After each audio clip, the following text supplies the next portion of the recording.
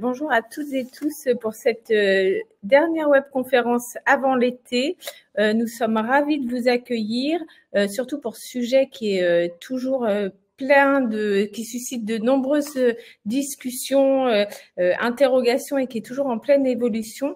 Donc ce soir, pour traiter de ce sujet, nous aurons deux représentantes du même centre de Toulouse. On pourra l'entendre avec l'accent. Donc Madame Richle qui est déjà présente. Vous êtes cadre diététicienne à l'Oncopole Toulouse. Bonsoir et merci d'être avec nous.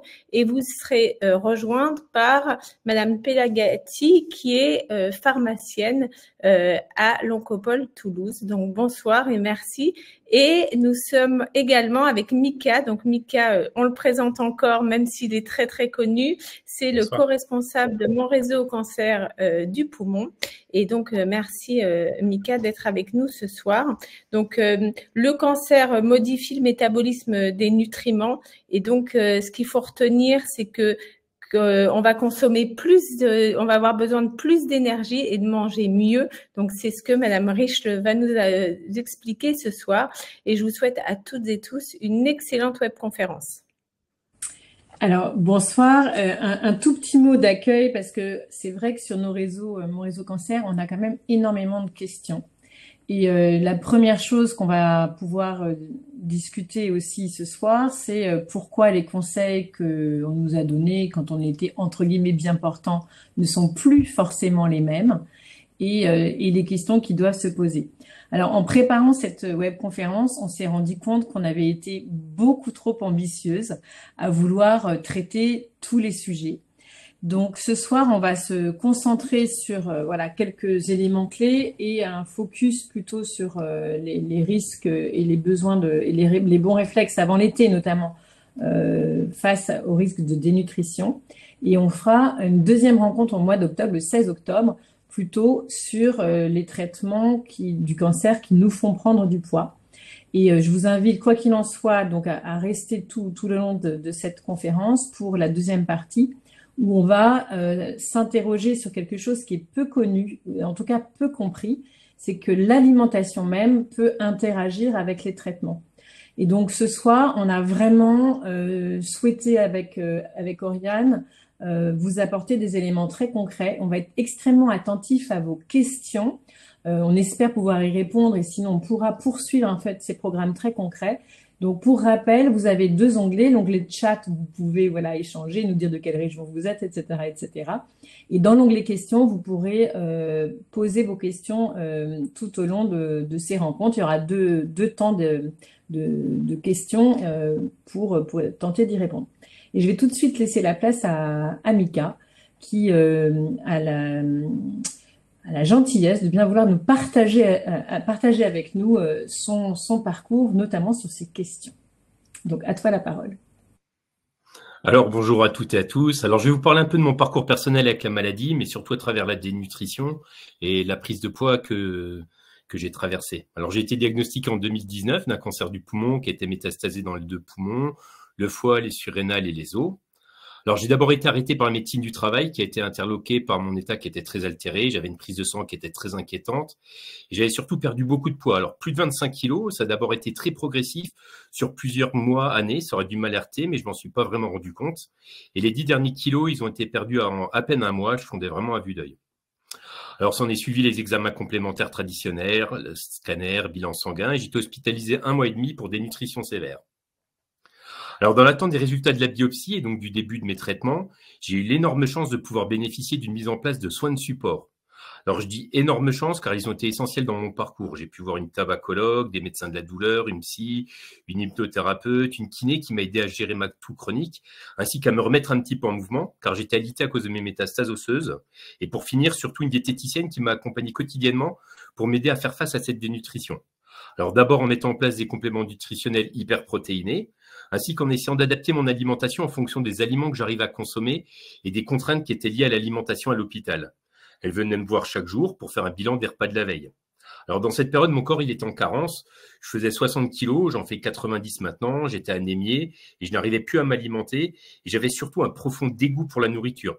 Alors je sais pas comment l'expliquer, mais la nourriture me répulsait et plus on me mettait la pression pour que je m'alimente, les médecins, mais également mon entourage, et plus la notion de devoir m'alimenter devenait une épreuve.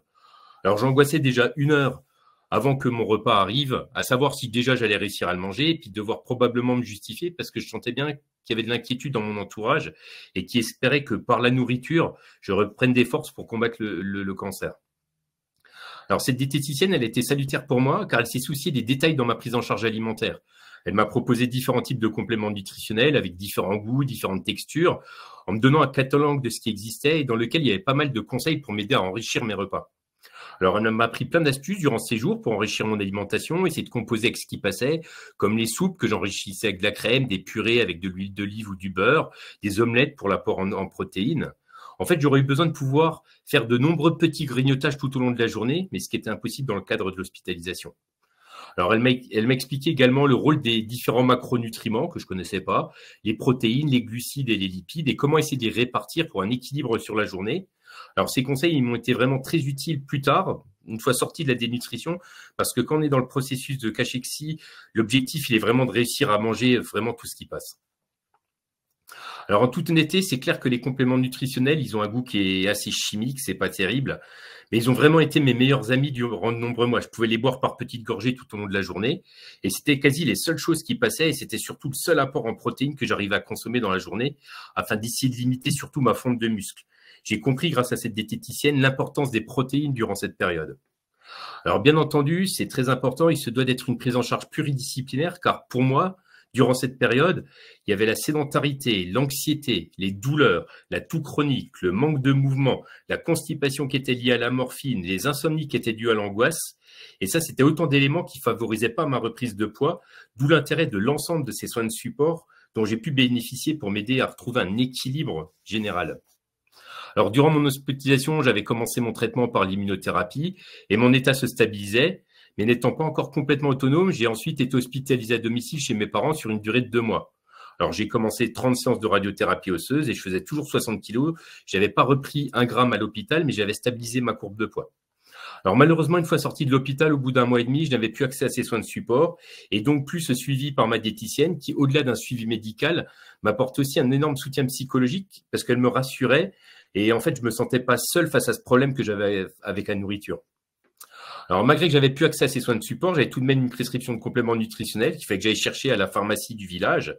Et j'avais quand même la chance d'avoir mes parents qui m'aidaient parce que ce qui est compliqué, c'est l'autonomie par rapport à ces compléments. Parce que 3 prises par jour multipliées par 30 jours, ça fait comme 15 kilos à aller chercher tous les mois. Et avec mes douleurs et mes métastases osseuses, mon état altéré, ça m'était impossible de me déplacer pour les porter. Alors, ce qui était bien avec cette pharmacie familiale, c'est que j'avais un réel suivi. La pharmacienne me commandait les compléments sur mesure en fonction des goûts et des textures. Car une fois que j'avais commencé la radiothérapie, j'étais pris de nausées et les compléments nutritionnels à base de jus ne passaient plus du tout. Elle me faisait un suivi de mon poids où elle me pesait toutes les semaines et elle s'assurait surtout que je suis bien observant, c'est que je prenne bien vraiment mes compléments et surtout que je commençais à réussir à me renourrir normalement. Alors malheureusement, lorsque j'ai retrouvé une partie de mon autonomie puis que j'ai pu retourner chez moi, un appartement en plein centre-ville, je n'ai pas pu retrouver de suite le suivi dont je bénéficiais avec ma pharmacie de famille. J'avais un peu l'impression d'être fondu dans la masse. J'avais de nouveau des compléments nutritionnels aléatoires et je devais faire plusieurs allers-retours pour ramener mes sacs de compléments. Alors, j'ai dû faire quand même plusieurs pharmacies accessibles à pied de chez moi avant de réussir à en trouver une où le pharmacien connaissait mon traitement et suivait un peu l'évolution de mon parcours. J'avais beaucoup de questions qui concernaient la phytothérapie, les compléments alimentaires, les tisanes que je consommais beaucoup. Et ça a quand même été compliqué pour moi de réussir à trouver un interlocuteur avec qui je puisse échanger sur les possibles interactions avec mes traitements. Alors ensuite, les résultats de l'immunothérapie, ils ont été très encourageants. Je suis un très bon répondeur et j'ai vraiment beaucoup de chance. Et j'ai commencé à réussir à me réalimenter naturellement et surtout à reprendre plaisir à me retrouver devant une assiette de nourriture. Alors j'étais quand même un peu déçu de ne plus me retrouver cet accompagnement que je bénéficiais au début de mon parcours avec cette diététicienne et cette pharmacienne de village. Alors avec l'immunothérapie, j'ai commencé à prendre trop de poids. Et j'avais des grosses crises de fringales et j'ai repris une trentaine de kilos sur 2 ans. Et j'ai été étonné que la prise de poids elle ne semble pas vraiment préoccuper le corps médical, qui se concentre à mon sens sur la dénutrition, alors que finalement cette prise de poids, en plus d'être délétère pour la santé, elle abîme quand même pas mal l'image de soi. Alors, j'aurais également souhaité pouvoir trouver un interlocuteur concernant les différents régimes alimentaires dont j'entendais beaucoup parler, comme le régime cétogène, être végétarien, le jeûne intermittent, l'alimentation méditerranéenne. Alors, je les ai tous essayés, mais c'était systématiquement botté en touche par le corps médical sans jamais qu'on m'explique vraiment concrètement pourquoi. J'avais toujours droit à cette phrase, il faut manger de tout.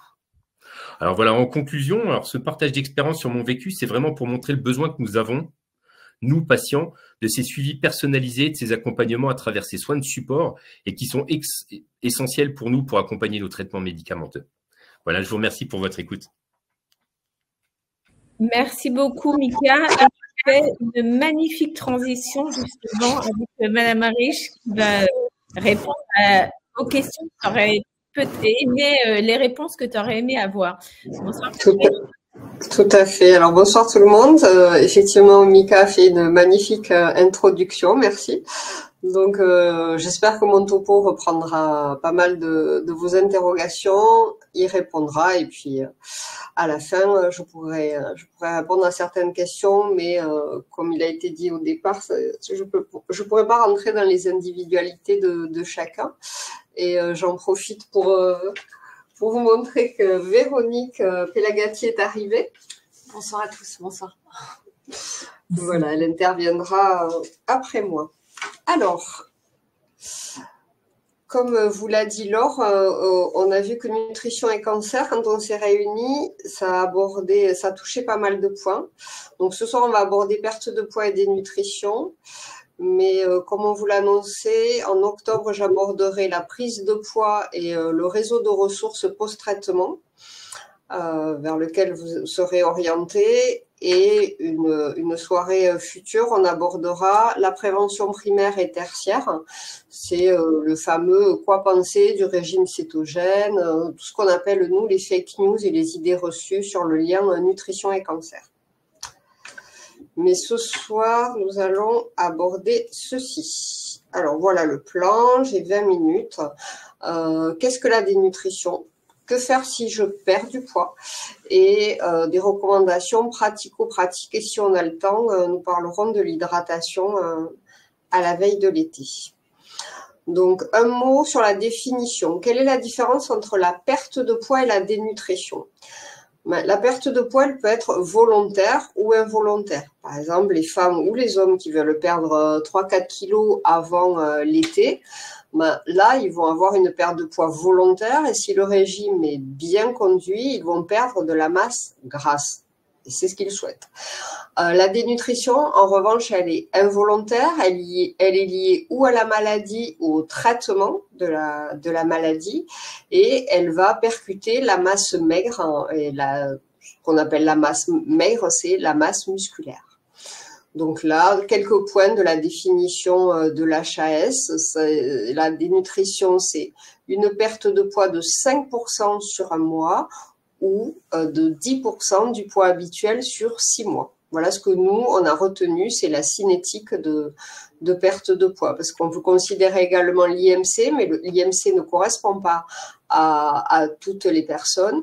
Et ça peut être défini également par une réduction quantifiée de la masse musculaire, mais pour ça, il faut être équipé d'un hand-grip et tous les établissements ne le sont pas. Donc voilà comment nous retenons la définition de la dénutrition sur notre centre de lutte contre le cancer. Alors, que faire si je perds du poids? Dans un premier temps, c'est repérer cette perte de poids et c'est pour ça qu'on va conseiller aux gens de se peser régulièrement. Il ne faut pas que ça soit obsessionnel, mais on conseille une pesée régulière hebdomadaire. Dès que vous perdez du poids, il faut le signaler à l'équipe médicale, mais dans un établissement de cancérologie ou un établissement où on traite le cancer, si les choses sont bien faites, bien organisées, vous devez être pesé à chaque visite dans votre établissement de soins, que ce soit une visite avec le médecin, avec une infirmière ou avec une diététicienne. Et il vous faut demander un rendez-vous avec un professionnel de la dénutrition qui peut être un diététicien ou un médecin nutritionniste. Si l'établissement dans lequel vous êtes traité ne propose pas de rendez-vous, vers qui pouvez-vous vous orienter? Alors, vous avez 3 possibilités. Ou la Ligue contre le cancer de votre département. Et vous verrez que sur la dernière diapositive de mon intervention, je mets des ressources concrètement. Comment trouver la Ligue de votre département. Alors, la Ligue des départements ne propose pas tous, les ligues ne proposent pas toutes des suivis nutritionnels, mais c'est le cas de 90% des ligues. La consultation est gratuite avec une adhésion annuelle qui avoisine une dizaine d'euros par an. Voilà. Et en plus du soin de support nutritionnel, vous pourrez bénéficier d'autres accompagnements. Voilà pour la Ligue, un accompagnement donc quasiment gratuit.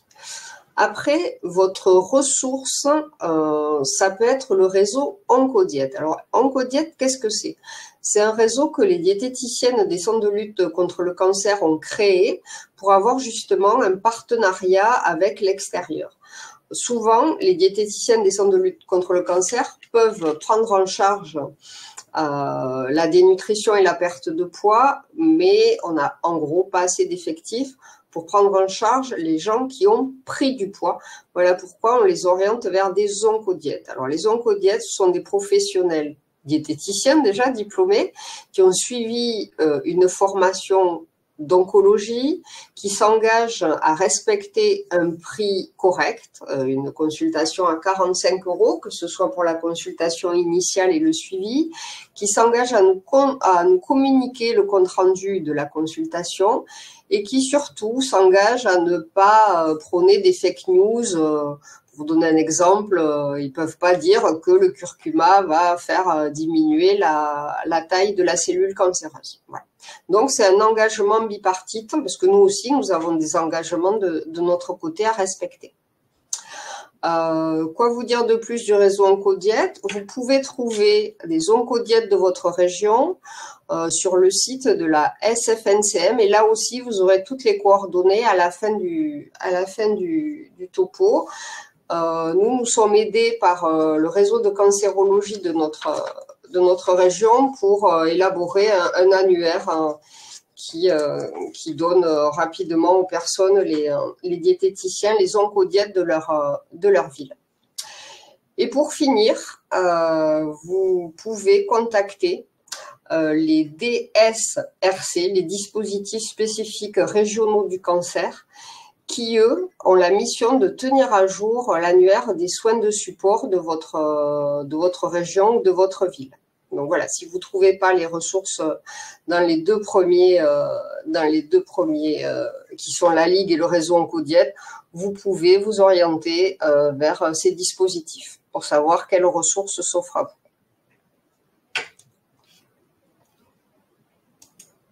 Alors maintenant, on va passer aux pratico-pratiques et ça rejoint certains des conseils donnés par Mika.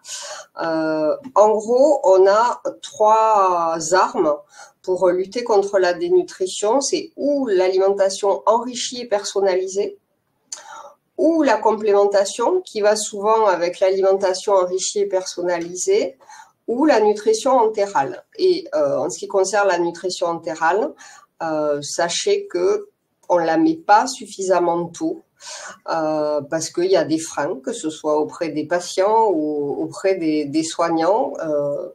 Souvent, on devrait mettre une nutrition entérale en route quand la personne a perdu 10% de son poids, c'est-à-dire quand elle est dénutrie. Mais ça ne se fait pas, et même à Toulouse, on met ces deux sur les recommandations, on constate aussi un frein. Donc le diététicien, il doit travailler avec l'alimentation enrichie et la complémentation.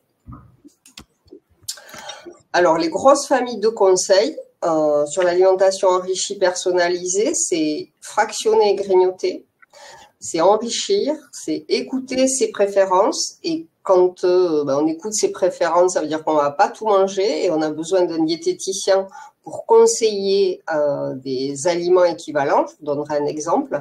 Et après, il y a également la complémentation. Première rubrique, je regarde l'heure, fractionner et grignoter. Donc, quand on dit aux gens de fractionner et grignoter, on leur dit concrètement qu'il faut sortir de son esprit l'idée de passer à table 3 fois par jour, que les repas, même s'ils ne ressemblent pas à des repas traditionnels, on s'en fiche, que là, l'objectif principal, c'est de manger et plutôt de faire des collations. On va également respecter le souhait des personnes de consommer des petits volumes. Comme le disait Mika, et ça c'est quelque chose qu'on retrouve fréquemment en cancérologie, les gens sont écœurés par les gros volumes et quand on sert un volume normal, les gens ne mangent souvent pas grand-chose, alors que si on arrive à servir une demi-portion, elle est consommée intégralement. Voilà. On leur dit aussi d'écouter leurs envies. On ne s'obsède pas avec un repas équilibré dans ces cas-là. Et ne pas oublier également les préparations du commerce. Pourquoi? Parce que souvent préparer un repas ou la personne dans le couple ou dans la famille qui va préparer un repas, ça va générer des odeurs et souvent les traitements de cancérologie vont entraîner une hyperolfaction. Je ne sais pas si ça correspond, Mika, à ce que vous avez connu.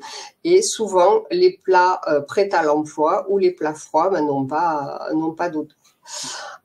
Je reviens sur ce que vous avez dit au départ, c'est-à-dire que la pression de votre entourage était toxique. Et souvent, et c'est vrai, vous avez tout à fait raison, et souvent quand je vois les familles en consultation, moi je leur dis que, j'explique souvent que cette grosse pression, elle est plus toxique qu'autre chose. Que je comprends que la famille s'accapare des repas, parce que la famille, elle peut pas parler d'un médicament, elle peut pas parler d'une chimio, elle n'a pas la compétence. En revanche, ce que tout le monde croit bien connaître et bien maîtriser, c'est les repas. Donc, pour aider, on se dit, oh là là, je vais préparer des petits plats. Souvent, le plat que la personne a choisi à 10 heures, que l'accompagnant a préparé, une fois qu'elle est sur la table, ça n'attire plus du tout la personne qui est censée la consommer et ça va générer des gros conflits. Donc, j'ai trouvé un os à rogner pour la famille ou pour l'accompagnant, c'est les courses. C'est-à-dire que la personne, on ne peut pas lui enlever son rôle des dents. Ils se sentent démunis. Donc, je leur dis souvent, votre rôle, c'est de remplir les placards d'aliments secs ou de réfrigérateurs ou de surgelés. Et puis, la personne choisira au moment ce qu'elle a envie. Et en général, ça dédramatise et ça enlève cette pression autour du repas. Voilà pourquoi je dis souvent qu'il ne faut pas oublier les préparations du commerce.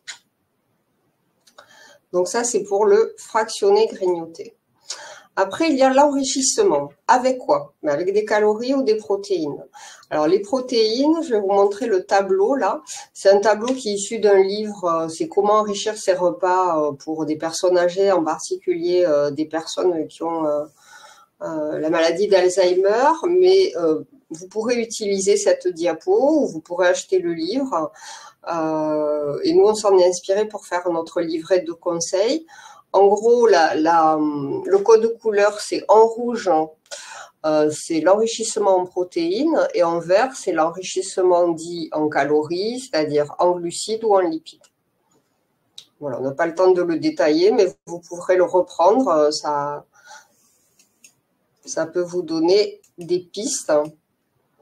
Mais j'ai mis une réserve, c'est-à-dire que tout ça... les gens, l'entourage a souvent très envie de le faire, mais attention, il faut quand même qu'à l'arrivée, il y ait un volume acceptable, parce que sinon, il ne va pas être consommé, et un goût acceptable, parce qu'à force d'enrichir en crème fraîche, en confiture ou en poudre de lait, on se retrouve avec quelque chose de très écœurant. Mika, ça correspond à ce que vous avez vécu? Oui? On en parlera après. Après, écoutez ses préférences en cas de nausée et troubles du goût, quoi faire. Alors là aussi, on dit souvent aux gens que l'équilibre parfait en protéines, lipides, glucides, il sera pour demain ou après-demain. Là, l'objectif, c'est que la personne mange quelque chose. Les équivalents, ça correspond à quoi? Souvent, les gens nous disent, je peux plus saquer la viande, en particulier la viande rouge et le poisson. Quoi faire? C'est notre travail d'expliquer les équivalents. C'est-à-dire qu'il y a encore beaucoup trop de personnes qui pensent que la protéine de référence, c'est celle de la viande ou du poisson. Ben non, les œufs en contiennent autant.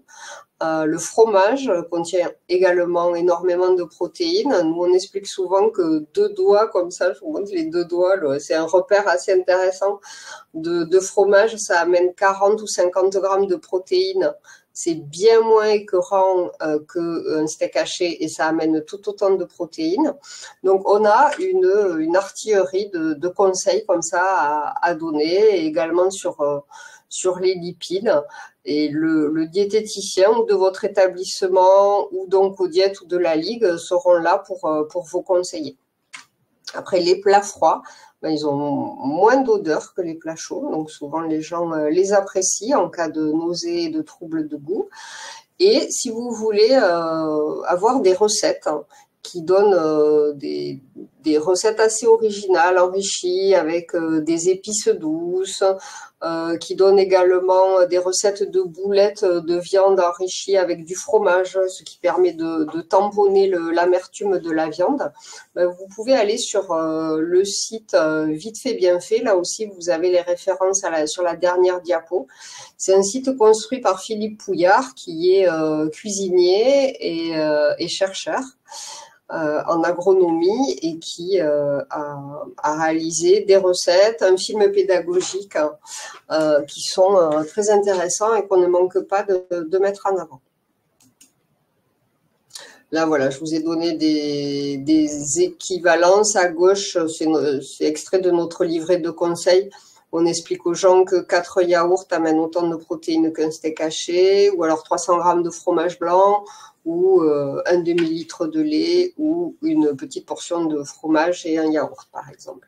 Et là, j'ai fait une copie d'écran du site Vite fait bien fait. Quelle heure il est? Je suis dans les temps? Oui? Ok. Là également, j'ai mis un document qui a été réalisé par la Fondation ARC, mais que vous trouverez très facilement sur le réseau NACRE plutôt. Là aussi, vous avez tout sur la dernière diapo. C'est le document à table, dont l'objectif est de donner des conseils pour bien s'alimenter pendant un traitement de cancérologie. On va terminer par la complémentation. Je tiens à dire, en plus de ce qui a été déjà dit, qu'il en existe plusieurs sortes et qu'il est nécessaire d'en tester plusieurs parce que nous n'aimons pas tous les compléments. Moi, par exemple, j'ai mes préférences. Je ne les dirai pas au patient pour ne pas l'influencer quand je suis en consultation avec lui. Et puis la complémentation et le goût qu'on a pour la complémentation, ça évolue. La personne, elle peut aimer les lactés au début, s'en lasser, aller vers les fruités, se lasser des fruités, et puis après avoir de nouveau envie de reprendre des lactés. Moi, quand j'étais plus jeune diététicienne à l'Oncopole, je suis passée dans la chambre j'allais visiter un patient plutôt, et une aide-soignante lui a apporté un complément en lui disant « Vous pouvez le goûter, Muriel elle vous a conseillé ça, mais vous allez voir, c'est dégueulasse. » Inutile de dire que la personne ne l'a pas pris. Et je me suis dit que c'était bien de convaincre les patients qui en avaient besoin, mais il fallait aussi que je sache convaincre les professionnels. Donc, on fait des formations où c'est comme pour le patient, on fait goûter aux professionnels tous les compléments. Et le patient, quand il est avec nous, ou on lui fait goûter, ou on lui donne, il le goûte au domicile, il évalue ce qu'il préfère, et après le médecin réalise une ordonnance. Il peut adorer la vanille et la fraise pendant une semaine, hein, et puis ne plus pouvoir supporter la fraise et vouloir revenir à quelque chose de plus naturel. Ouais. Donc, ils sont remboursés. Ça, c'est très intéressant. Je tiens à dire que la plupart sont bons, mais encore une fois, on ne les aime pas tous. Et là, quand Mika, vous parliez d'une ordonnance pour 1 mois, nous, au départ, on ne fait jamais pour 1 mois. On fait pour 1 semaine ou pour 15 jours.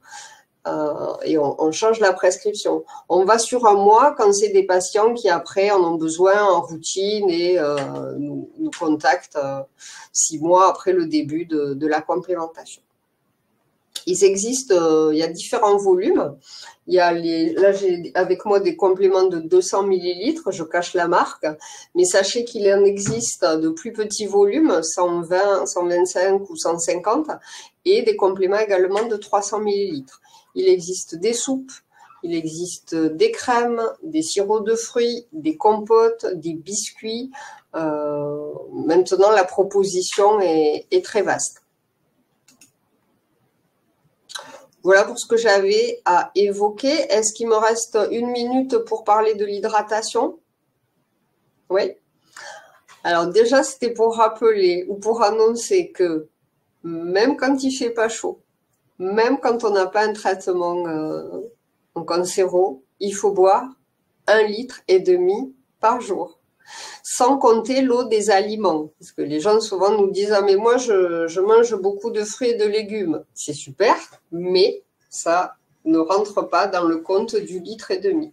Donc à partir du moment où c'est l'été, où vous transpirez et que vous avez des traitements, ce besoin il est majoré et il passe rapidement à 2 litres. Je suis bien consciente qu'il est difficile déjà de boire 1,5 litre. Comment boire 2 litres? Alors là aussi, il y a des idées simples. Il y a le fractionnement. Il y a le fait d'aromatiser avec des sirops de fruits, avec des infusions que vous pouvez prendre froides. Et il y a quelque chose de tout simple, c'est également d'emporter son contenant partout où on va. Et je vous conseille de prendre un contenant de 1,5 litre et une petite bouteille de 500 millilitres pour vérifier en fin de journée que vous arriverez à 2 litres l'été. Voilà pour l'hydratation. Tu veux rajouter quelque chose, Véronique, pour l'hydratation? Non. Non. Ok. Ok. Merci beaucoup. Du coup, on peut peut-être prendre quelques instants de questions, se donner 5 minutes, puis on reprendra un temps de questions par la suite.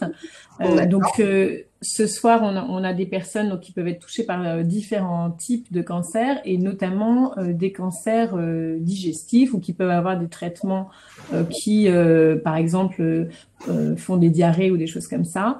Est-ce que, par exemple, donc, en cas de diarrhée, soit liée à la maladie, soit liée au traitement, ou par exemple si on vient de nous poser une stomie, etc. Est-ce qu'il y a des précautions? Est-ce qu'il y a des choses particulières à savoir? En fait, en gros, est-ce qu'il y a des éléments de risque majorés dans certaines situations, et auquel cas, typiquement, il faut avoir les conseils de quelqu'un de son équipe en diététique, au-delà de l'estomathérapeute, par exemple? Ok, alors c'est une question intéressante parce que ça va me permettre de dire que trop longtemps, les diététiciens, les médecins ont fait suivre à des personnes un régime antidiarrhéique pour rien. On sait maintenant qu'il y a des diarrhées qui sont induites par des traitements, et suivre un régime, alors maintenant on ne dit plus régime, on dit alimentation thérapeutique, sur un régime, une alimentation thérapeutique sans fibres ou sans résidus, non seulement ça ne sert à rien, ça ne va pas supprimer la diarrhée, mais en plus, ça va limiter les prises alimentaires des personnes, parce qu'un régime pauvre en fibres et pauvre en résidus, c'est pas sympathique. Donc, ça va majorer le risque de dénutrition.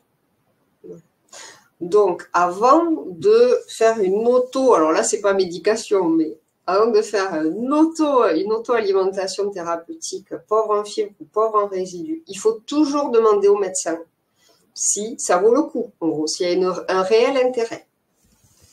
Et en fonction de l'avis du médecin, on vous orientera ou pas vers un diététicien qui vous fera une traduction pratico-pratique de ce qu'est une alimentation thérapeutique pauvre en fibres et pauvre en résidus. Merci beaucoup. Alors, vous avez parlé de dénutrition. C'est vrai que quand, Mika partageait avec nous le fait qu'il avait perdu 30 kilos, qu'il faisait 60 kilos, donc on imagine bien quelqu'un de très mince, maigre. Est-ce qu'on peut être en surpoids et malgré tout dénutri? C'est une excellente question. Oui, on peut être en surpoids et dénutri.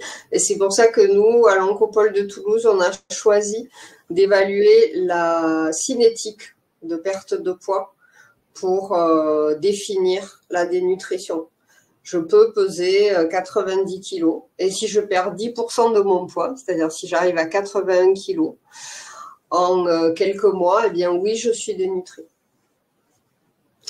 Donc, c'est pour ça que dans les établissements de santé dignes de ce nom, il faut peser et noter sur le dossier médical le poids régulièrement. Parce que sur un patient en surpoids, ça peut passer inaperçu. D'où l'intérêt de cette pesée régulière.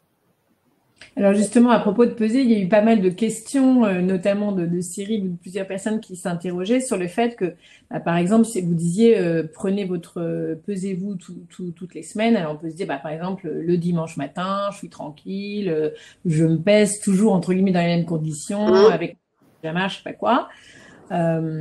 Et du coup, quelque part, le patient, il peut avoir une pesée comme ça assez j'allais dire représentative, parce que parfois dans le centre de soins, un coup on me fait enlever les chaussures, le lendemain j'ai un gros pull parce qu'il fait froid ou j'en sais rien. Donc du coup, entre guillemets, est-ce que les deux sont utiles? Probablement, c'est-à-dire que vous le faites, mais est-ce que c'est utile justement pour tout patient qui rentre dans un parcours de traitement pour un cancer, d'avoir, entre guillemets, son propre relevé hebdomadaire en prenant... Exactement, mais oui, on est là pour travailler ensemble et c'est une relation de confiance.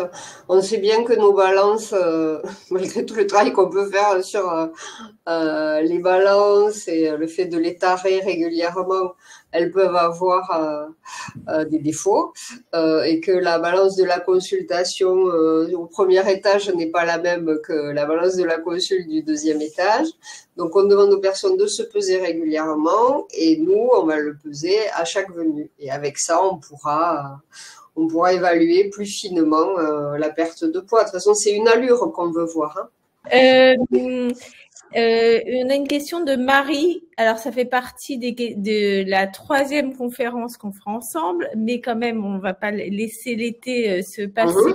Bien sûr. Quel est votre avis sur le sucre et le cancer, s'il vous plaît? Alors, moi, personnellement, comme je dis souvent aux patients, j'ai pas d'avis. Le rôle la position du bon professionnel, c'est d'aller voir ce qu'en dit la science et le consensus scientifique. Donc, avant le mois d'octobre et avant la 3e conférence, je peux déjà vous dire que dès que vous avez un doute, je vous conseille le réseau NACRE et son site, qui fait une revue internationale de littérature scientifique et qui fait des résumés. Voilà. Donc, allez sur le réseau NACRE et allez voir ce qui est dit sur le sucre. Quel suspense pour la 3e intervention. Je viens de mettre c'est la lecture de l'été, je viens de mettre le lien. Et alors, Madame Pelagati, je suis vraiment désolée de ce bug de fin de journée. Donc, on va vous laisser la parole. Merci beaucoup d'être parmi nous. Et donc, je disais en introduction, vous n'étiez pas encore arrivé, que vous êtes pharmacienne à l'Oncopole Toulouse. Bonsoir. Bonsoir. Je suis ravie d'intervenir ce soir. Merci beaucoup pour nous permettre de parler ce soir de sujets qui nous tiennent à cœur. Et donc, je suis pharmacienne sur l'Oncopole et je vais parler des possibilités d'interaction entre traitement et aliments.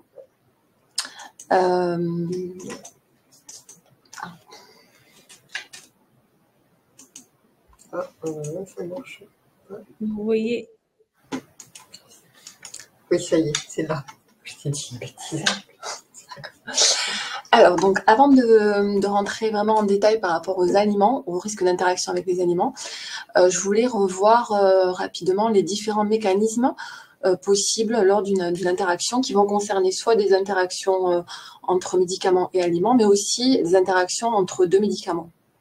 Donc, le premier mécanisme d'interaction, c'est une interaction qui va entraîner une modification des concentrations du médicament dans le sang. Donc, il y a plusieurs types de mécanismes qui peuvent intervenir. Des mécanismes physiologiques, donc là, on rentre dans le détail des mécanismes d'interaction avec des aliments, donc avec un impact d'une prise alimentaire, quel que soit l'aliment. Ensuite, des mécanismes physiques qui vont être liés à certains types d'aliments, qu'on verra un petit peu plus dans le détail, et des mécanismes plutôt chimiques en lien avec des réactions au niveau d'enzymes de dégradation de médicaments et de transporteurs. Là, je prendrai aussi des exemples d'aliments qui peuvent être impliqués dans ces mécanismes. Et ensuite, on peut avoir une modification de la réponse à un médicament, mais il ne va pas y avoir de modification des concentrations du médicament dans le sang. Donc, c'est plutôt un mécanisme qui intervient entre deux médicaments et qu'on ne va pas voir en termes d'interaction entre un aliment et un médicament. Alors, tout d'abord, donc les mécanismes physiologiques en lien avec la prise d'un repas. Donc, qu'est-ce qui va se passer? Il va y avoir un ralentissement de la vidange gastrique, il va y avoir des sécrétions biliaires et pancréatiques et une modification du pH gastrique. Lors de la prise d'un repas, on va avoir donc un ralentissement de la vidange gastrique, donc pour l'ensemble des médicaments, donc pour tous les médicaments qu'on va être amené à prendre. Si on les prend avec des aliments, il va y avoir un délai d'absorption qui va être plus ou moins augmenté, mais pas d'impact sur l'efficacité du traitement. Donc ça, c'est le premier élément. Et on va avoir des sécrétions biliaires et pancréatiques qui peuvent avoir un effet sur certains traitements en améliorant la solubilisation des médicaments. Et donc, ces médicaments vont être mieux absorbés. Donc, c'est ce qu'on peut rechercher dans certains cas. Et dans d'autres cas, donc j'ai pris l'exemple d'une thérapie ciblée, le Pazopanib, le Votrient, pour lequel, en fait, on va avoir, en cas de prise alimentaire associée, on va avoir une augmentation de la concentration du médicament par 2, ce qui est énorme. Et donc, c'est pour ça que pour ce type de médicament, on va recommander de prendre le traitement en dehors des repas pour éviter d'avoir cette concentration qui va amener à probablement des effets indésirables importants. Donc maintenant, on va voir les mécanismes physico-chimiques. D'abord, les mécanismes physiques qu'on va retrouver au niveau du tube digestif. J'ai pris l'exemple du thé qui va, si on le prend en même temps que les traitements, potentiellement entraîner une formation de complexes insolubles et qui vont avoir du mal à passer la barrière digestive et arriver dans le sang pour exercer leur effet. Donc, en fait, c'est des études qui ont été faites avec d'autres médicaments que les traitements anticancéreux et qui ont montré effectivement qu'il pouvait y avoir un impact du thé sur l'absorption des traitements au niveau digestif. Donc, on extrapole par rapport à l'ensemble des médicaments finalement qui vont être pris par voie orale et on demande aux patients de respecter un intervalle de 2 heures entre la prise du thé et la prise des médicaments pour éviter ce risque de diminution potentielle de l'absorption au niveau du tube digestif et donc de diminution de l'efficacité. Alors, un autre mécanisme qui va être plutôt un mécanisme d'interaction chimique qui va impliquer des enzymes et des transporteurs membranaires. Donc ces transporteurs membranaires sont au niveau de la paroi intestinale, à l'endroit justement où les médicaments vont passer du tube digestif vers le sang. Et les enzymes vont se retrouver au niveau de la paroi intestinale et au niveau du foie, après que le médicament ait passé cette barrière intestinale. Il va aller au niveau du sang et très rapidement au niveau du foie. Et c'est là que va se produire aussi ces mécanismes enzymatiques. Donc, ce sont des mécanismes qui peuvent concerner les voies orales pour les transporteurs et les enzymes au niveau de la paroi intestinale, mais aussi, on n'y pense pas toujours, certaines formes injectables au niveau hépatique une fois que le médicament est dans le sang. Alors, ces enzymes, à quoi vont-elles servir? Elles vont permettre de commencer à dégrader le médicament, parce que il faut savoir que assez rapidement, le médicament qui est pris par voie orale, il va subir une dégradation donc au niveau de la paroi intestinale et ensuite, comme je le disais tout à l'heure, au niveau du foie. Donc, c'est vraiment un mécanisme qui est normal, en fait, de dégradation. Et les laboratoires pharmaceutiques vont définir une dose qui va être prise par voie orale. Ils savent quelle est la dégradation du médicament au niveau des enzymes et ils vont calculer la dose efficace qui doit être prise par voie orale en fonction de cette dégradation enzymatique. Donc, en fait, le rôle de cette dégradation, c'est d'inactiver une partie du médicament, diminuer sa toxicité potentielle et aussi lui permettre d'être éliminé une fois qu'il a exercé son action. Alors, ces enzymes, elles vont donc agir en dégradant le médicament. Et là, on rentre un peu plus dans le détail des mécanismes d'interaction. Il peut y avoir d'autres médicaments ou bien certains aliments, certaines plantes qui vont agir sur ces enzymes et qui vont inhiber ces enzymes.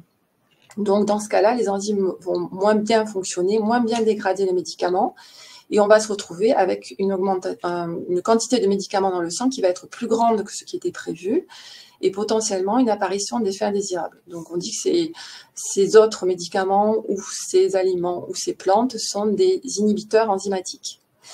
Dans le cas contraire, on peut avoir une stimulation de l'activité de ces enzymes de dégradation et donc on va avoir plus de dégradation de médicaments et moins de médicaments actifs dans le sang. Donc, on va avoir une diminution de l'efficacité des médicaments.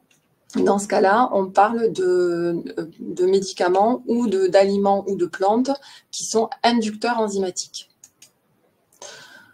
Donc voilà, j'ai repris avec ce petit schéma rapidement voilà, ces différents types de mécanismes. Donc vous voyez au niveau des inducteurs enzymatiques, donc vous voyez les molécules de médicaments donc, qui sont matérialisées en rouge, qui vont commencer à être dégradées par ces enzymes, donc ce qu'on appelle les cytochromes. Et pour arriver, en fait, finalement, donc on va retrouver des molécules de médicaments, mais aussi des molécules qui ont été dégradées. Si on active les enzymes, donc sous l'effet d'un médicament, d'un aliment ou d'une plante, on va se retrouver avec plus d'enzymes qui vont être efficaces, et donc on va avoir une plus grande dégradation de la molécule, et donc finalement on va se retrouver, au lieu d'avoir 5 molécules actives qui sont les molécules rondes, on va avoir finalement une molécule active. Et dans le cas inverse, donc dans le cas d'un mécanisme d'inhibition enzymatique, on se retrouve donc avec un médicament ou un aliment qui est inhibiteur enzymatique qui va diminuer le nombre finalement d'enzymes qui vont être efficaces pour dégrader le traitement, et au lieu d'avoir 2 molécules dégradées, on va en avoir 2 molécules actives, on va avoir 4 molécules actives, et donc on va avoir potentiellement une apparition d'effets indésirables, alors que dans le cas d'inducteur enzymatique, vous voyez, on n'a pas assez de molécules au niveau du sang, et donc on va avoir une efficacité moindre du traitement.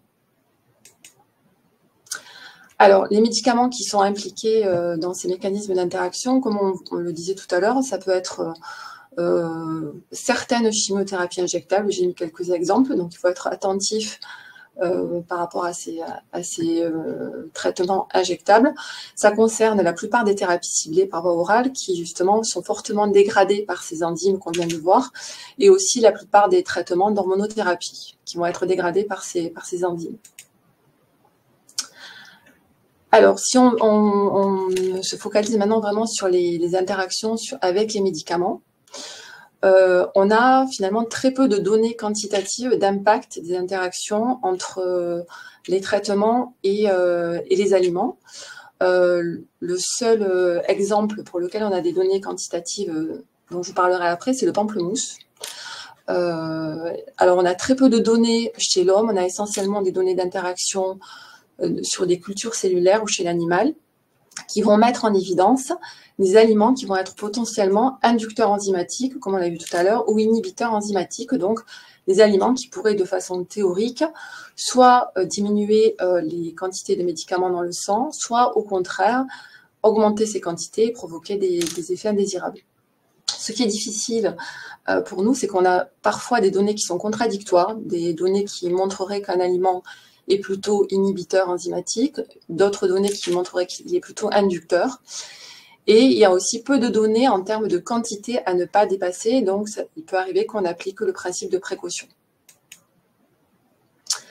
Alors, l'exemple du pamplemousse, donc qui est une interaction qui est prouvée et qui est quantifiable. On va s'attarder un petit peu plus sur le pamplemousse. Donc, le pamplemousse, il est identifié comme un inhibiteur enzymatique. Donc, c'est une interaction qui est liée à certains composés, donc la naringine essentiellement, qui sont présents particulièrement dans le jus de pamplemousse. Donc, c'est un phénomène d'inhibition enzymatique au niveau d'une enzyme spécifique. S'il faut retenir une enzyme qui va agir dans la dégradation des traitements, c'est cette enzyme-là qui est l'enzyme 3A4, qui est une enzyme qui va être responsable de la dégradation de plus de 50% des médicaments qui sont commercialisés. Et vous voyez que le pamplemousse peut multiplier entre 2 fois et 10 fois les concentrations dans le sang de certains médicaments. Donc j'ai mis des exemples de molécules avec des concentrations multipliées par 5 ou par 2. Et donc ces concentrations accrues, augmentées, vont entraîner des survenues d'effets indésirables. Donc c'est un effet, cet effet du pamplemousse, il peut être immédiat après une seule prise. Et il va beaucoup varier en fonction de chaque personne. On va réagir différemment par rapport à ces prises. Et le côté positif, c'est que ça a des effets, ces effets vont disparaître rapidement si on arrête la prise de jus de pamplemousse, des effets qui vont rentrer assez rapidement dans l'ordre. Alors, j'ai mis des exemples d'aliments qui pourraient agir, je dis bien de façon théorique, avec des enzymes hépatiques ou intestinales, qui pourraient avoir ce rôle d'inhibiteur ou d'inducteur. Mais, comme je le disais tout à l'heure, il n'y a pas de données quantifiables, donc on ne sait pas quelles sont les quantités à ne pas dépasser et quel est finalement l'impact de l'interaction. Donc, dans les exemples, donc l'orange amère, donc qui est un type d'orange avec laquelle on fait la marmelade d'orange amère, le citron vert, le gingembre, la grenade, qui aurait plutôt un effet inhibiteur, et le ginseng, un exemple d'aliment qui aurait un effet plutôt inducteur. Et en dernier, le curcuma, dont on va parler un peu plus en détail, pour lequel on a des données contradictoires pour montrer qu'il y a des aliments pour lesquels on a des études, comme je disais dans les diapos précédentes, qui sont contradictoires, qui montreraient soit un effet inhibiteur, soit un effet inducteur, soit pas d'effet du tout. Donc, on va s'attarder sur le curcuma, qui est présenté alors comme protecteur hépatique gastrique. Donc là, je vais faire un peu un mélange entre la notion d'aliment et de complément alimentaire pour faire comprendre aussi la différence entre les prises alimentaires et les prises de compléments alimentaires. Donc, comme je disais, dans le curcuma, on a des données d'interaction qui sont contradictoires. Et juste, entre parenthèses, pour le curcuma, on a des données qui sont contradictoires en termes d'interaction, mais on a un effet anti-agrégant plaquettaire, lui, qui a été prouvé à des doses relativement élevées, mais qu'il faut avoir en tête, qu'on va retrouver essentiellement quand on prend des compléments alimentaires à base de curcuma, donc avec un risque de saignement qui peut être accru. Donc attention avec les médicaments anticancéreux particulièrement qui entraînent des diminutions des plaquettes. Alors, le curcuma a fait l'objet d'un signalement de l'ANSES. C'était en 2022. Je voulais en parler parce que c'est important sur la toxicité du curcuma, mais utilisé sous forme de complément alimentaire. Il y a eu plusieurs dizaines d'atteintes hépatiques qui ont été recensées. Et donc, l'ANSES a défini une dose journalière admissible de 180 mg de curcumine, qui est le composant principal du curcuma, pour qu'il y ait une consommation sans risque. Juste voilà pour information, si on compare par rapport aux prises alimentaires, l'exposition de la population française par les aliments reste faible avec 27 mg. Pour les plus grands consommateurs d'aliments à base de curcuma. Donc voilà, pour montrer vraiment la différence entre la prise alimentaire et la prise sous forme de complément alimentaire. Donc dans cette étude, il n'y avait pas de données concernant les risques d'interaction, mais vraiment des données en termes de toxicité des compléments alimentaires. Je voulais faire une parenthèse aussi par rapport aux aliments qui peuvent être identifiés comme contenant des phytoestrogènes. Donc, on est sur la même problématique, on n'a pas de données quantifiables. Il n'y a pas de données de quantité à ne pas dépasser ou d'impact de l'interaction, sauf pour le soja. Donc, j'ai mis quelques exemples d'aliments pour lesquels il y a le plus d'études. Donc, le fenouil, la bière, en lien avec la présence du houblon, le persil. Et donc, sur le soja, il y a des données... Alors, on a des données concernant la quantité d'isoflavones présentes dans certains aliments qui seraient responsables donc, de cet effet œstrogène-like. Donc, les boissons au soja, vous voyez, avec une quantité définie. pour 100 ml de 11 mg et les desserts au soja à 7 mg.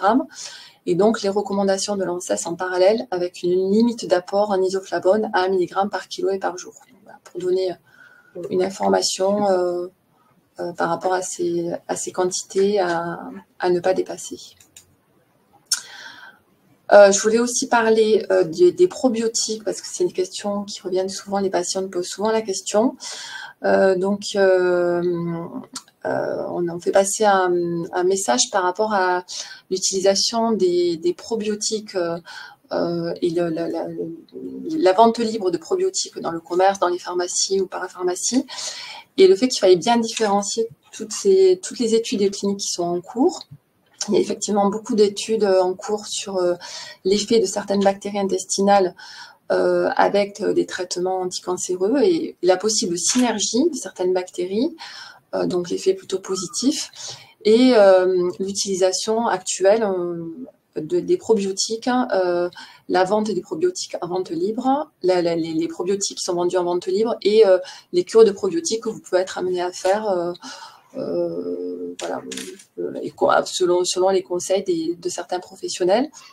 Donc sur les probiotiques, on est assez vigilant ici dans notre établissement. Il y a effectivement probablement une action sur la flore intestinale, mais on ne connaît pas l'impact de cette action. C'est une action à l'aveugle. Pour l'instant, on ne sait pas exactement ce qui se passe, quelles sont les modifications au niveau de la flore intestinale. Je pense que dans l'avenir, on saura le dire, mais pour l'instant, on n'est pas en mesure de dire exactement ce qui se passe suite à des cures de probiotiques. Donc, il n'y a pas, je rappelle que concernant ces probiotiques qui sont en vente libre, il n'y a pas eu d'essais cliniques qui ont été réalisés, donc pas de preuve d'efficacité. Et on a quand même encore des doutes sur la toxicité potentielle de certaines bactéries. Voilà. Donc, c'est toujours important de demander un avis médical avant la mise en place d'une cure de probiotiques. Demandez l'avis de votre médecin oncologue. Alors, quels sont les conseils qu'on pourrait donner, voilà, en cas de risque d'interaction avec des aliments? Alors déjà, par rapport à ce que j'ai abordé sur les mécanismes physiologiques de prise avec ou sans aliments, il faut vraiment, en fonction de votre traitement, suivre les recommandations du médecin ou du pharmacien concernant les modalités de prise. Donc, dans la notice des médicaments, il est clairement dit si vous devez prendre les aliments avec les médicaments, avec des aliments ou sans alimentation. Si rien n'est noté, c'est qu'il n'y a pas d'impact de l'alimentation par rapport à la prise des traitements. Donc ça, c'est le premier point. Ensuite, sauf pour le jus de pamplemousse dont on a parlé, et uniquement pour certains médicaments, hein, tous les médicaments n'interagissent pas avec le jus de pamplemousse, donc il y a certains médicaments qui interagissent. Il n'y a pas de risque identifié d'interaction avec les aliments dans le cadre d'une alimentation diversifiée. Donc, vous pouvez manger de tout sans qu'il y ait de risque avéré d'interaction. Il peut y avoir un risque d'interaction si vous allez prendre un aliment en quantité vraiment importante tous les jours, plusieurs fois par jour. Dans ce cas-là, il faut être vigilant et en parler avec les professionnels de santé, les médecins, les pharmaciens, pour que nous, on aille regarder si on a des données sur des risques potentiels d'interaction avec ces aliments et vous informer des risques potentiels. Voilà.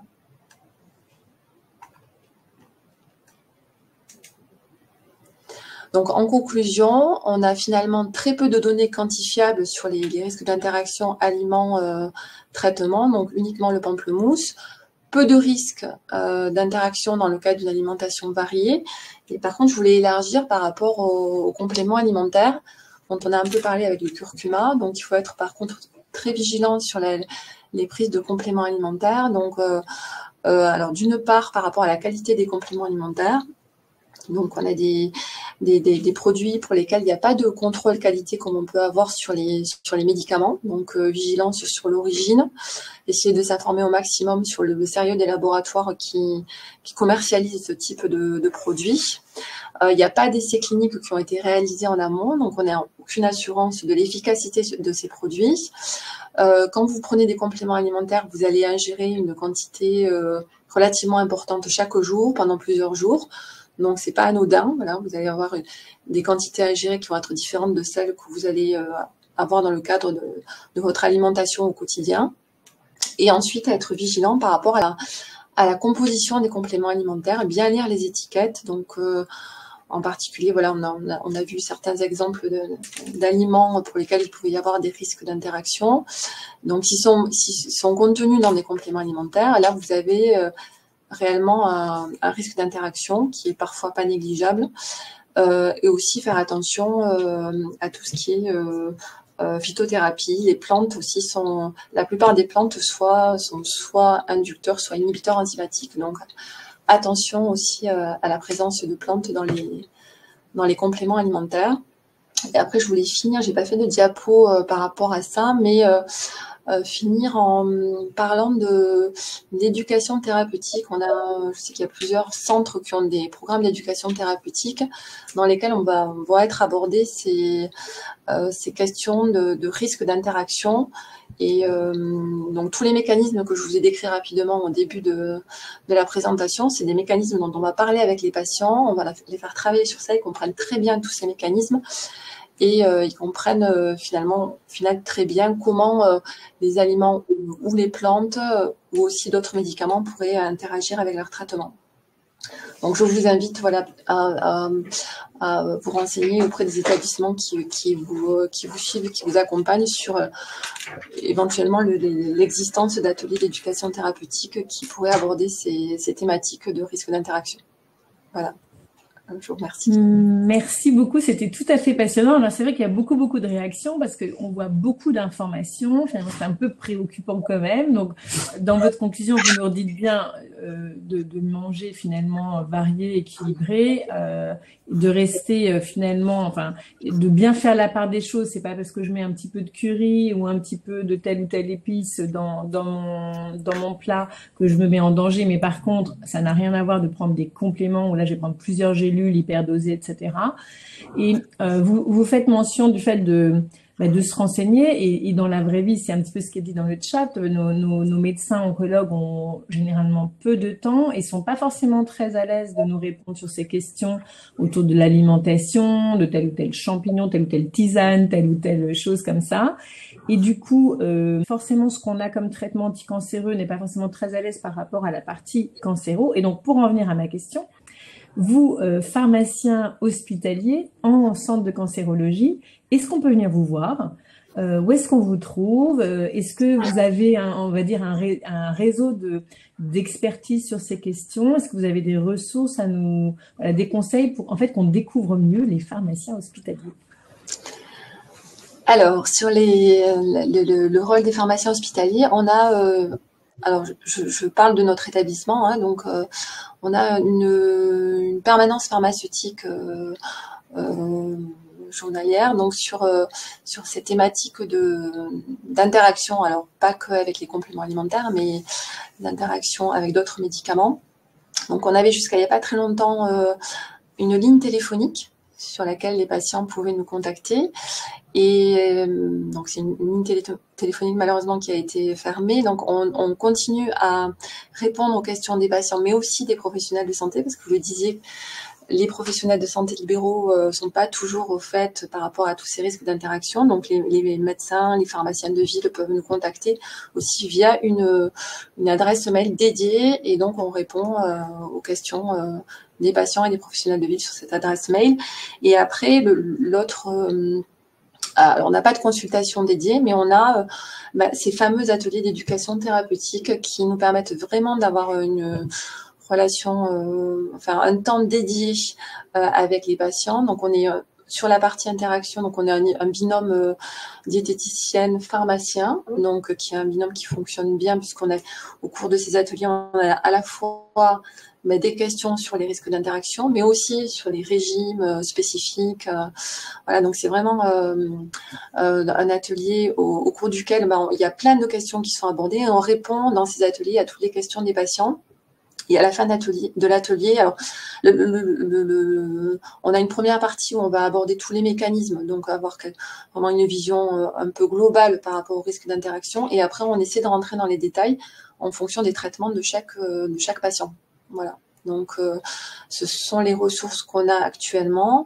On essaie aussi d'être le plus possible en contact avec les pharmaciennes de ville. Je sais qu'il y en a un étudiant là qui va travailler donc avec les pharmaciennes de ville de la Haute-Garonne, qui va faire passer des questionnaires sur les risques d'interaction entre les traitements et les compléments alimentaires pour avoir un peu le ressenti des pharmaciennes de ville et peut-être leur fournir des documents d'aide pour qu'ils puissent mieux accompagner les patients par rapport à ces risques. Merci beaucoup. Anne qui nous demande, ça grésille. Anne nous demande si on peut se référer aux documents de l'AFSOS, l'Association francophone des pédagogiques de support, notamment sur tout ce qui est phytothérapie. Donc ça, c'est une première question. Et vous avez parlé de beaucoup de thé, et donc il y avait des gens qui nous demandaient si le thé noir et si tous les thés étaient mis au même niveau ou s'il y avait des différences entre le thé noir et le thé vert, par exemple. Alors oui, par rapport au document de l'AFSOS, oui, vraiment c'est intéressant de s'y référer. Je crois qu'il y a une vingtaine de plantes et aliments qui sont recensés avec justement toutes ces notions alors d'effets indésirables propres, comme on a vu pour le curcuma, avec des effets en cas de prise importante de ces différents aliments ou plantes, donc des effets indésirables propres à chaque plante ou à chaque aliment. Et après, tous ces mécanismes d'induction ou d'inhibition enzymatique qu'on va retrouver. Après, par contre, je pense qu'il faut aussi avoir la connaissance par rapport à son traitement, puisque ce sont des informations générales sur les risques des plantes et aliments, mais pas spécifiques à un traitement. Mais c'est vrai que c'est très intéressant de se plonger dans la lecture du document de l'AFSOS. Voilà. Et après, notre question, c'était, pardon, excusez-moi. Thé vert, thé noir. Ah oui. Alors le thé noir, c'est le thé qui a le plus de tanins. Donc en fait, c'est lui qui va être plus à risque. Le thé vert a aussi des tanins, donc tous les types de thé vont avoir des tanins, mais par principe de précaution, on recommande quand même d'espacer les prises, quel que soit le type de thé. Et après, juste pour en parenthèse, le thé vert a aussi un rôle d'inhibiteur enzymatique potentiel. Donc voilà, on peut en boire, comme on le disait, de façon modérée, voilà, mais c'est pas boire des litres et des litres de thé vert parce qu'il y a des risques d'interaction au niveau des enzymes. Voilà.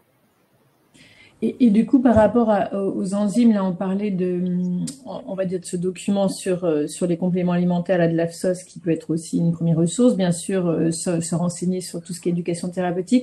Sur nos réseaux, on relaie comme ressource aussi utile, ne serait-ce qu'aussi pour en parler avec son pharmacien, par exemple, ou son médecin, quand l'objectif, c'est pas qu'on devienne forcément tous spécialistes. Il s'agit des fiches Oncolien, qui donne aussi des infos par médicament. Alors, malheureusement, ça n'est que pour les thérapies orales, mais enfin, c'est déjà beaucoup de thérapies orales. Et en fait, il y a une fiche, il y a même en plusieurs langues pour les patients internationaux qui ont plusieurs langues. Donc, ça peut permettre aussi d'aller découvrir, typiquement, si on ne sait pas avec quoi à quoi ça interagit. Donc, on peut poursuivre cette référence-là et inciter les patients à se renseigner et aller peut-être poser la question après aux soignants qui s'occupent d'eux s'ils n'ont pas. Malheureusement, il n'y a pas de l'éducation thérapeutique partout, quoi. C'est ça aussi le truc. Après, c'est vrai que sur les fiches des réseaux de cancérologie sont bien faites et à la fois des fiches pour les professionnels de santé et pour les patients, donc qui sont vraiment qui permettent aux patients de mieux comprendre à la fois les mécanismes, les modalités de prise et aussi tout ce qui est risque d'interaction. Merci beaucoup. Alors, on va arrêter, je pense, cette webconférence. Est-ce que vous pouvez juste, parce qu'on a beaucoup de messages un peu inquiets des gens qui disent mais alors je peux plus manger ci, ça. Nadine, elle dit même et l'amande de mon jardin. Donc est-ce que vous pourriez, s'il vous plaît, resynthétiser votre position qui était très claire en conclusion, mais pour que tout le monde l'entende et parte avec un message qui soit modéré, rassurant, mais en même temps, bien évidemment, qui mette en garde sur les vrais dangers. Alors, donc le message, c'est que vous pouvez manger de tout sans aucun risque d'interaction. Si vous avez une alimentation diversifiée, il n'y a aucun risque d'interaction. Vraiment, vous pouvez consommer de tout. Et juste se poser la question si ça peut arriver qu'on aime particulièrement un aliment qu'on va consommer tous les jours. Dans ce cas-là, se dire, tiens, peut-être il faut que j'en parle avec mon pharmacien ou mon médecin pour voir s'il n'y a pas éventuellement un risque éventuel d'action sur les enzymes, enfin voilà, pour qu'on puisse le regarder. Mais voilà, vraiment consommer de tout. Il n'y a aucun risque par rapport à l'alimentation si vous consommez de toute façon modérée, diversifiée. Voilà. Merci beaucoup. Mika, est-ce que tu veux dire un petit mot de la fin par rapport aux questions que tu avais au début de la conférence? Est-ce que tu as eu les réponses? Est-ce que d'autres sont apparus? Est-ce que voilà? Non, clairement, c'est très riche parce que finalement, quand on est patient, on se rend compte que quand on va voir notre médecin généraliste, il n'est pas forcément formé et ils vont botter en touche. Nos oncologues, donc mon oncologue, dans mon cas, c'est pareil, ils n'ont pas forcément de formation dessus. Et comme je le disais tout à l'heure, quand tu arrives dans le côté d'un pharmacien de ville, il y a des pharmacies qui vont faire de la proximité et du coup, je pense que c'est hyper important que les patients se dirigent vers une pharmacie qui est spécialisée en cancérologie et qui puisse prendre rendez-vous avec ce pharmacien parce que je suis désolé, mais d'autres pharmacies sont un peu plus des épiceries et prendront pas forcément en charge correctement. Et je pense que c'est hyper important parce que là, on a eu des informations qu'on a rarement l'occasion d'avoir avec des professionnels de santé. C'était vraiment super intéressant. Et donc, merci beaucoup à toutes les deux. Madame Rich, donc, rendez-vous pris le 16 octobre. On vous met le lien. Jade a créé un lien vite fait pendant la conférence. Donc, vous pouvez dès maintenant vous inscrire. Et donc, ça sera cancer. J'ai pris du poids, cancer et traitement. J'ai pris du poids, que faire? Voilà, on l'a vu que ça concernait de nombreux traitements. Donc, en attendant, on vous souhaite d'excellentes vacances. Merci à tous nos intervenants de ce soir. Laure, je te laisse dire un mot de la fin. Oui, donc merci beaucoup parce que franchement, on voit que c'est un thème qu'il faut qu'on aborde très régulièrement. Précisément. N'oubliez pas de répondre aux questionnaires et nous redire aussi ce que vous aimeriez, j'allais dire qu'on creuse. Et donc, voilà, si vous êtes toutes les deux disponibles, donc le 16 octobre, on refait la suite, étape numéro 2 autour de la prise de poids, mais aussi typiquement certains médicaments, autres interactions, les huiles essentielles. On n'a pas tout répondu, donc on pourrait faire vraiment cette deuxième partie. Voilà, donc on attend vos commentaires et on est ravis. En tout cas, on vous remercie pour cette soirée. On vous souhaite un très bel été. Donc, buvez bien, mangez des bonnes choses, prenez soin de vous, pesez-vous tranquillement en maillot de bain voilà. Et on pense particulièrement à toutes celles et ceux qui vont être en traitement cet été.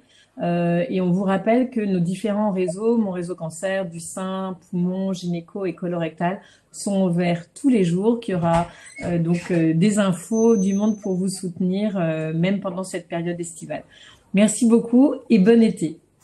Bon été, à bientôt. Au revoir. Au revoir. Bonne soirée, au revoir.